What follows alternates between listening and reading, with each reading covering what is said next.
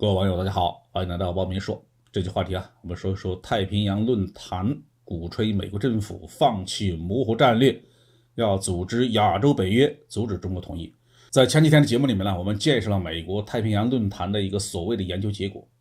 这个研究结果认为，如果中国大陆成功统一了台湾，那对于美国来说就是霸权崩溃的开始。最近太平洋论坛公布了这份研究的第二部分，也就是美国应该采取什么对策。报告认为美国必须介入台海。唯一比美国介入并且失败还要糟糕的就是美国没有介入。如果美国不援助台湾当局，美国的形象就垮台了，就算不破坏整个美国联盟，冲击也很大，这将使中国、俄罗斯、朝鲜或其他的国家对美国更加的不客气。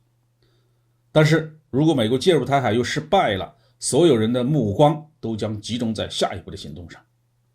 如果美国决定后撤到美国堡垒，对美国阵营的损害也是毁灭性的。所以报告建议说美国必须给自己设定，一定要介入台海战争，还必须打赢。这里面可能要解释一下什么叫美国堡垒。这其实是一个桌面游戏的名字。假设美国在21世纪遭到3个强敌同时进攻，玩家要努力的保卫本土。之所以会讨论这个概念，是因为撰写组当中负责印度部分的专家认为，美国要是打输了台海之战，就会发生战略收缩，不管世界其他部分的事物了，一心保卫自己的本土。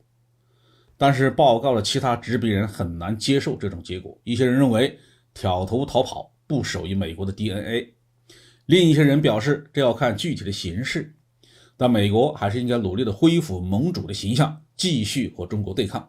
至于怎么防止美国战败逃跑，这几位作者倒是达成了一致。他们认为需要建立一个与北大西洋公约组织相当的亚洲组织，阻止中国大陆收复台湾，万一没拦住，事后还能打回去把解放军赶走。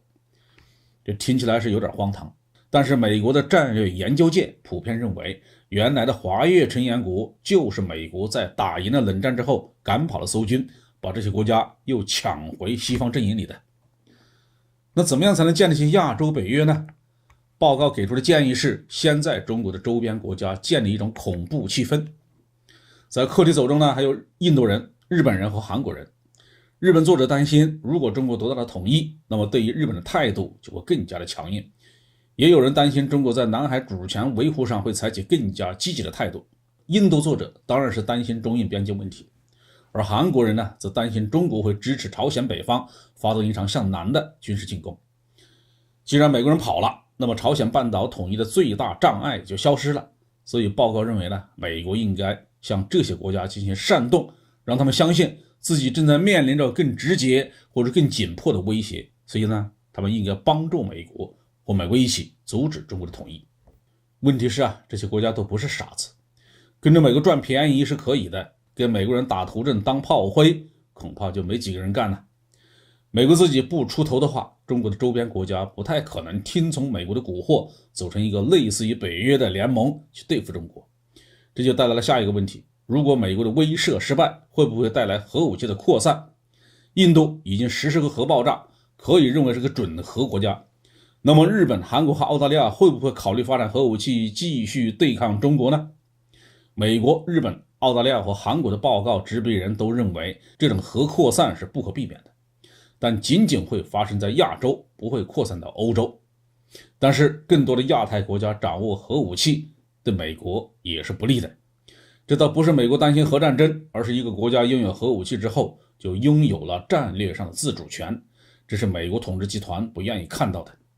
即使是在西方阵营内部，法国因为拥有独立的战略核打击力量，就体现出了强烈的自主权，这让美国是相当的不舒服。所以报告的结论是美国应该放弃今天的战略模糊，一定要动用武力保护台独政权。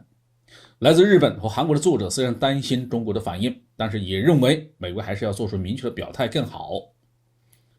报告似乎实现了逻辑上的自圆其说，但是这其中有个基本的前提，报告却没有涉及，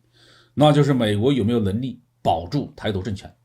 在上个世纪，美军可能确实有这份自信，甚至有胆量在台湾直接驻军。但是进入21世纪之后，随着中美实力的此消彼长，美国军队已经不再具备这样的战略战术的优势了。美国之所以采取模糊战略，一方面是为了从海峡两岸捞起好处，另一方面也是对自己的军事实力不自信，否则何必模糊呢？好，这句话就说到这里。